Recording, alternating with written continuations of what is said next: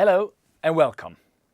Now that you've got some of the basics of procurement, it's time to have a look at setting goals for your personal procurement plan. First, you will learn what a personal procurement plan is and what it aims to achieve. Next, you will take a look at how to establish the procurement objectives that fit the context of your organization. You'll do this by looking at the company's overall strategy, its goals, its mission and vision, and other factors that are at play in and around your company. So, what exactly do we mean when we think about a personal procurement plan? Well, a personal procurement plan defines the goals for the upcoming year and shows which actions are needed to take to achieve these goals. It's a framework to guide deliveries and savings for your company. Typically, procurement goals are based on the business objectives as well as what customers want and expect, such as buying healthy products for a fair price and so on.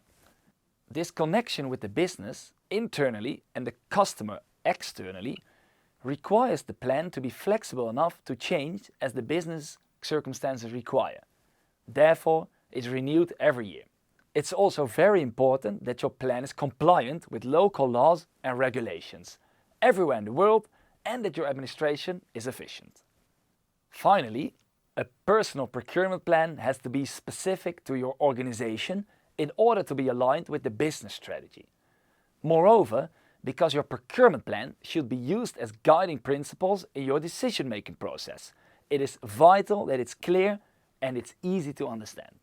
Let's look at some examples. If your organization is setting up an office in a new country, your plan will dictate how much you want to pay for goods or services compared to the local market and based on what kind of incentive suppliers should pitch their product in order for you to reach your procurement goals. If your company is in the process of an acquisition, a procurement plan will make it easier to compare deals between the two entities and figure out how to align them. Your strategy might also help you to focus in-year. It is effective to focus only on those variables that are in your plan. Don't get distracted. As always, the very first place you should look at are the organization's goals for the business. When it comes to your personal procurement plan, what are the key components of your organization's strategy and mission? What is your company trying to achieve with procurement?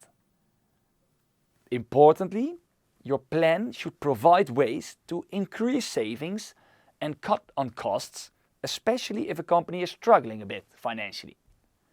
The organization needs to be able to afford and implement and sustain the philosophy that it has developed.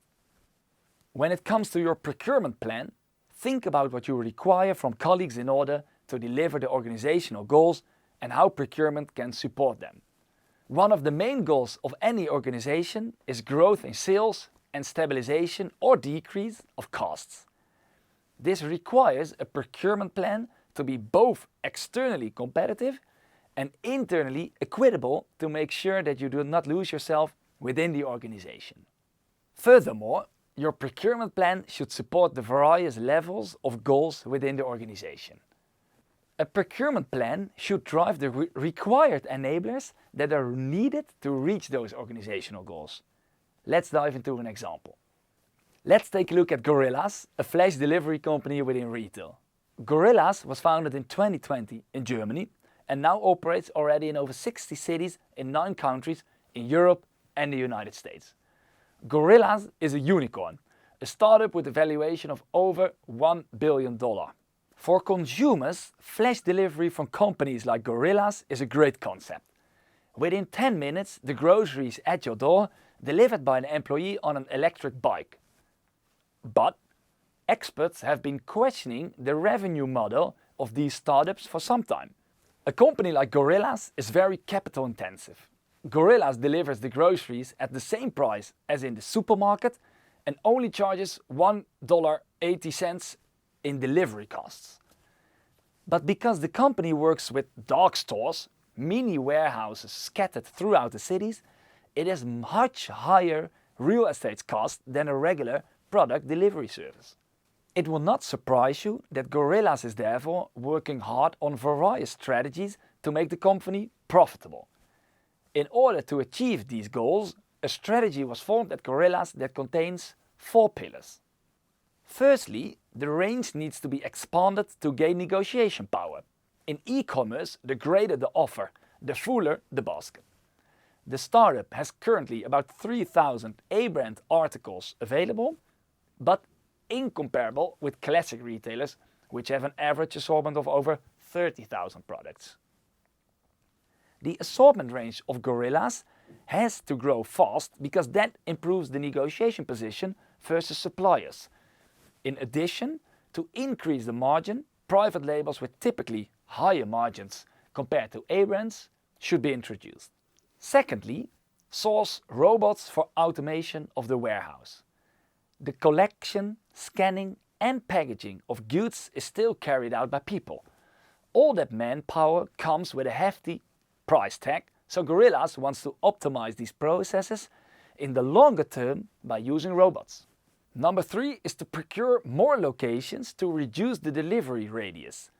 Despite the fact that Gorillas has to spend a lot of money on all its mini warehouses, the Flash Courier wants to further reduce the delivery radius and create more storage places. Number 4. Earn money with the app through negotiated partnerships and advertisements. In addition to revenue from the delivery, Gorilla wants to focus more on its app. As the number of downloads increases, as the company grows, the company can earn more money from personalized advertising. Before you can set the objectives and goals of your own personal procurement plan, you need to know how to gather the relevant information and from whom. I'm going to let you in on some trade secrets on how I go about this. Most consultants don't share this kind of information for fear of becoming redundant once the secret is out. You want to start your search by looking at the current procurement information in your company right now. Just as your business strategy will guide you to what the company needs from its procurement team, the current procurement info will obviously clue you into an enormous amount of information about products, services and suppliers. It also should be the easiest information to gather, as it should be readily available to you as a procurement professional. But in reality, that's often not the case, especially if your organization has grown internationally with operations that were managed only at the local level, or if your company grew through acquisitions that remain independent. Your first step is to establish a comprehensive list or database of all the products or services that your company is buying. These should cover all the elements, including allowances, volumes, and all possible other agreements that exist in the organization. It should also list all the suppliers that deliver anything. For example, for a procurement manager in the hotel sector, how many euros are spent on furniture, cutlery, sheets, and on towels? And, of course, what are the volumes behind every variable? What are contract terms? And is there an overview of the current supplier landscape? Are there satisfaction rates of the current suppliers? Make sure you include all levels of information you can think of. The same procurement manager should consider doing a thorough external analysis. This is the overview that helps you to look outside and provide insights into your product, chain and sector dynamics. Important questions to take into account here are: what are my important raw materials and how are they developing? Do I currently have insight into my main cost components? Who are my current suppliers and which are potential? What is my delivery risk? And of course, what happens in the market and what are other trends and possible challenges? It is important to have a clear view of existing arrangements so that you can then analyze these elements in view of the new plan that you will establish and decide what to keep, amend, cancel or replace. We will dive into details of internal and external analysis later to help you out. Continuing on your data gathering crusade, it's time to involve some stakeholders. We'll start first with the people that need to be involved in the designing and implementing of your personal procurement plan.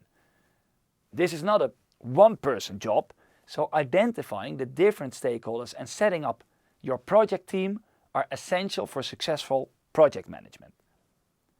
Let me start with a question for you. If you were asked to review the total procurement strategy at your organization, who will be involved? And then, who do you think should be involved? These are the people who will give you the most insight into the project.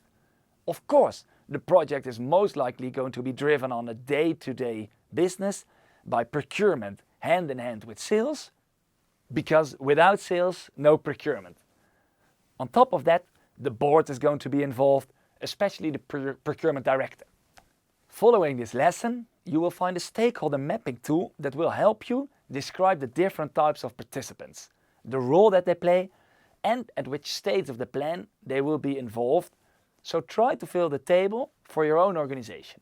What results from the feedback from internal stakeholders as well as the data you gathered from the business and procurement strategy is a clear understanding of what your personal procurement plan should aim to achieve. Once the new goals of your personal plan are clarified, you can then analyze the internal and external information to see whether the programs are achieving these goals, yes or no. Once you have defined the procurement goals, reviewed the procurement options, formulated your strategy and prioritized, the final step, of course, is implementation. This requires the involvement of the stakeholders, sufficient communication, a periodic review and assessment of the results, and potentially an adaptation of your plan. And that brings us to the end of this lesson, where you learned about procurement plans. First, you gained an understanding of what a procurement plan is and what it aims to achieve. Next, you examined how you can diagnose your organization's current procurement strategy by looking at the business strategy and requirements of the internal and external stakeholders to set the new procurement plan goals. In the next lessons, you'll learn how to conduct an analysis of the internal and external factors surrounding the organization. I'll see you there.